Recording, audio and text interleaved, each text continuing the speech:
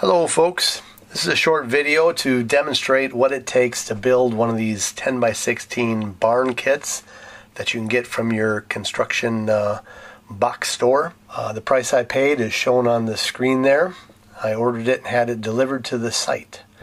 It came on 5 pallets. 3 of them were from the manufacturer that supplies the barn kits, and the other 2 pallets were the cinder blocks and the treated lumber necessary to build the subflooring. The packing list will include an assembly booklet, which has step-by-step instructions for assembling the barn kit. It also includes a bill of material that's very detailed of every component piece supplied with the barn kit.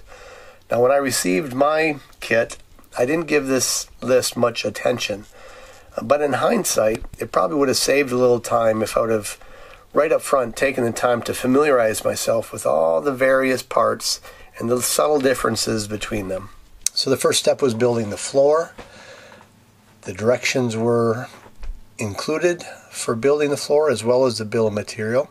There I laid my concrete piers. I've set some timbers on them, did some rearranging to get them square and level. After that, I laid on my floor joists and then also nailed on my header joists. When I got that all assembled and fully square, I began to do the flooring. 3/4 inch tongue and groove, cut to fit, and good to go.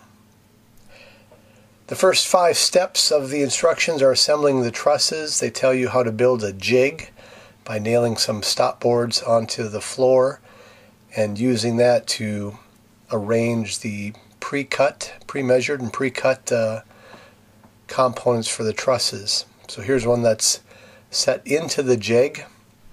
You put some metal banding straps on some of the joints, and then in the corners you add some OSB gussets that again are pre-cut to fit, and you simply nail them in place as described in the instruction booklet. You can see a big stack of trusses in the back. There are 9 of them to be built. 2 of them are end trusses. After doing that, the next step, 6, is assemble the back wall, which I've done here. You can see in this photo it's laying on the back with siding installed and everything. Next step is to assemble the front wall, which I moved the trusses and built that on the floor. You can see the doorway. Next step is to build the side wall, and so I built that and put on the siding. And finally, the 4th wall needs to be framed, and there it's framed as per the instructions, and the siding is installed. So then I shift that over into place, and I'm ready for raising the walls on the following day. I need an extra hand for this. Brings me to step 9 in the instructions. Set the lower walls. So here I got 2 set in place. They're pretty heavy, definitely need 2 hands to do it. Here I got the other 2 walls ready to be set into place. Again, very heavy.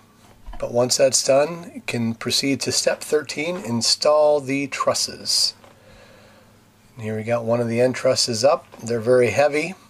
Definitely a 2-person job to get that up there, if not 3. The rest of the trusses are lightweight, and you could do it by yourself, but 2 people are handy. Here we are at the final end truss, which is again very heavy, but nailed into place. After they're set, you can put in the hurricane straps, shown here with a palm nailer, which works really well for those straps. Next step is to put on the decking onto the roof. We did the steep parts first, you can see there, on both sides. That adds some strength to the roof.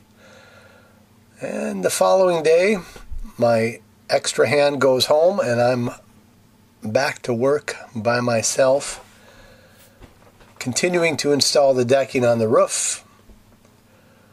Working on the flat part by myself is not too bad. You can see I got one side done there. Then I proceed to put the decking on the other side of the roof. The gap in the middle is by design. There's a ridge vent in the design. So the shed's taken some shape here. The next step was to build the soffits. So I install the framing nut lumber and nail it into place. It's pre-cut for that. Also, the siding that goes on the bottom for the soffit is pre-cut. At this point, I took the time of assembling and installing the doors, taking great care to get them shimmed and into place. I decided to pass on the loft door at this time because I'm up against the season. Winter's coming and I'm limited on time. So the next weekend I come back, I'm installing the roofing. Got tar paper to install. It's the first step. After that, start running up the 3-tab shingles on both sides. Put some drip edge on it as well.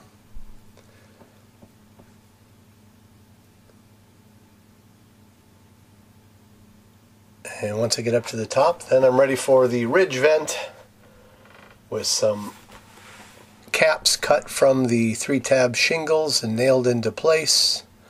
I can pack up my tools and get down, and the shed is basically done.